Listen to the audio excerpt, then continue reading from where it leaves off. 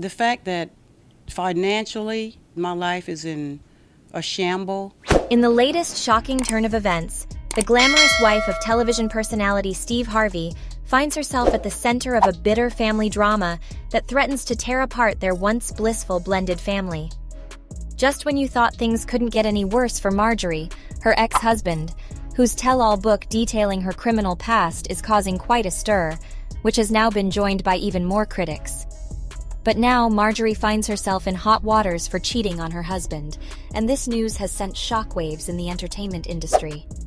Despite her building a reputation of herself, some wild secrets and a scandalous past have put the drapes on. So let's go back in time to find out everything from the beginning to this day. Well, the ride may get exciting, so do prepare yourself. At the time of her first marriage, Marjorie was just 18 years old when she came across a guy who was 14 years older than her. But here's the catch. This man, Jim, was already married to someone. And at that time, Marjorie had no idea that Jim had a wife waiting in the background when their scandalous passion flared. 27. 27 years in prison. You were getting 28, really, if you count the little year I did in the state when I was really coming up in the game. because you were originally given like a life sentence. Without the possibility of parole. Now you've been out for about what, 4 or 5 6 years. It was 6 years in January. Just in case the viewers aren't familiar, you have been working on a book for quite some time. It's called Snakes in the Garden. The reason I took the book off the shelf was really because of Steve Harvey. But when Steve Harvey made a link, I told you they sent. And just because she got upset and impulsive, she stopped taking birth control pills and got pregnant so that Jim would be bound to leave his previous wife. And that's what Jim ended up doing. So the couple got married after dating for around 3 years. However, their romance lasted roughly 7 years, including nearly 3 years of marriage. Even though Jim and Marjorie's marriage had its ups and downs, no one saw it coming that her ex-husband would get convicted one day. Soon, the FBI and DEA started investigating Marjorie and the drug kingpin Jim L. Townsend, who was already charged with an attempt to buy 40 kilograms of cocaine. When the higher authorities whispered to Jim that Marjorie was also becoming the suspect, he cut a deal with the DEA and took the downfall. Even though years later, he was announced with a life sentence, but only had to spend 26 years since then.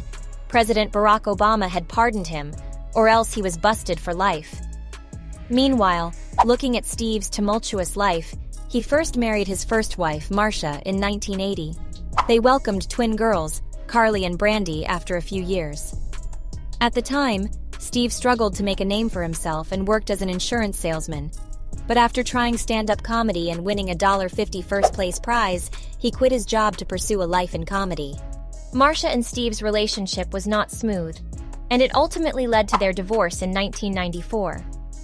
Steve allegedly began seeing his second wife, Mary Shackelford, while his divorce from his first wife, Marcia, was still pending.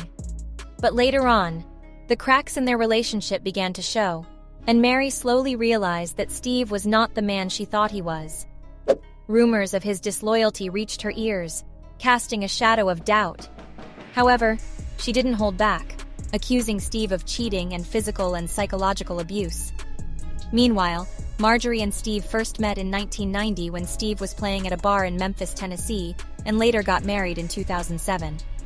The glamorous couple described their first meeting on an episode of Steve Harvey's talk program, The Steve Harvey Show, in 2018. Even though their very first connection was instant, they eventually split up after a few weeks of dating. "I knew he was the one shortly after I started dating him, but then he just disappeared," Marjorie told Essence in 2014. Steve claimed that he was in a bad financial situation and was focused on his profession at the